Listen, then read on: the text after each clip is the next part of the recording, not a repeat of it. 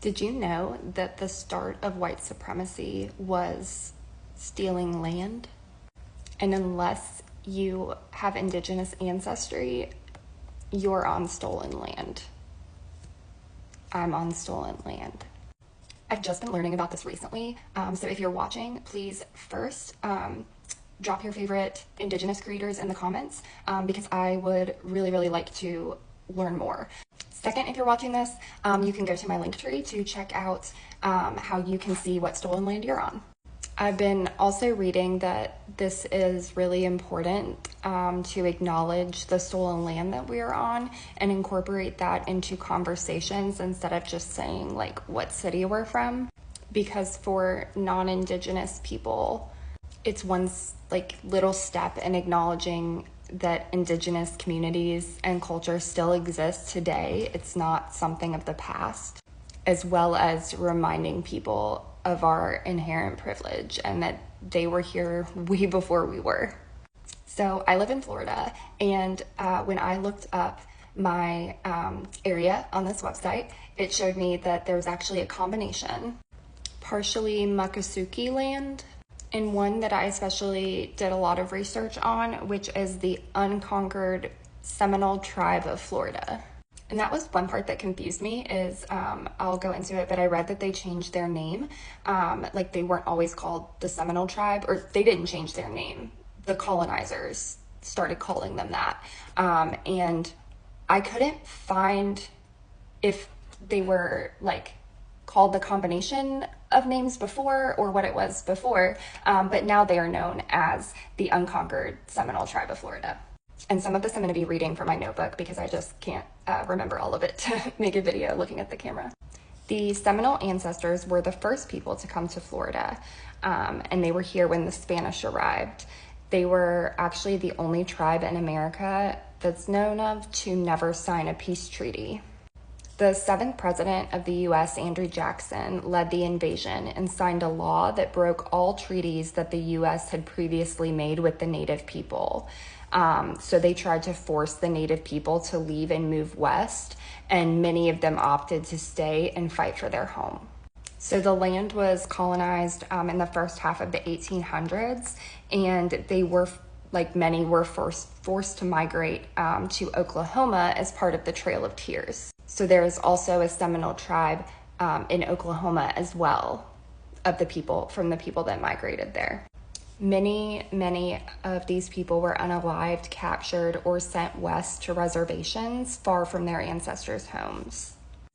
200 made it to the swamps of Florida, remaining free and unconquered. They are a sovereign government. They have their own schools, police, and courts. They also own the Hard Rock hotels and casinos, which is now international in 74 countries. Today, there are more than 5,000 tribal members. And the next note I have is something that I had asked about earlier, but the people of the time did not call themselves Seminole. That word was placed on their descendants by outsiders.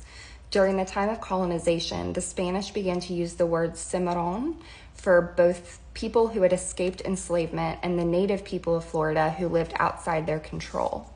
It originally meant wild ones, because they remained outside of the control of the people trying to colonize. Over time, the term for African people who weren't enslaved was shortened to maroon.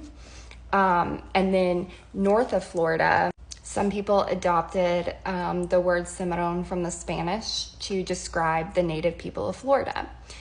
In their dialect, it became Similoni, and Americans learned the term and pronounced it as Seminole. During the Seminole War, the term became an identity that united people who were facing a common enemy. It became that they were proud to call themselves Seminole. Another interesting fact is that Spain had declared that anyone who entered Florida was free. So the first Underground Railroad actually ran to Florida. Unfortunately, this proved to be very dangerous because as the Underground Railroad ran to Florida, people thought they would be free there, and it continued to be colonized, and the people, which really reminds me of a conflict or multiple conflicts going on right now in other parts of the world.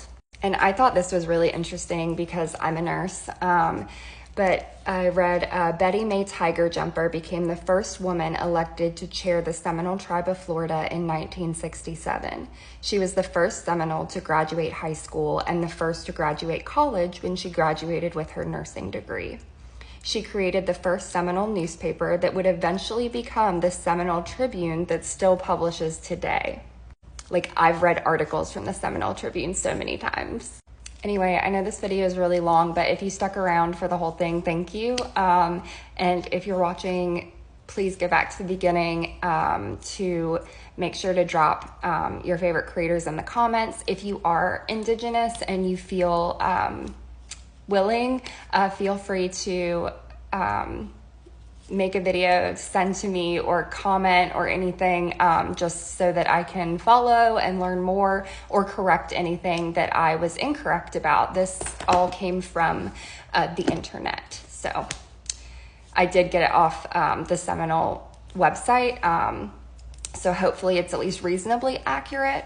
But the Indigenous people in that community now will know best.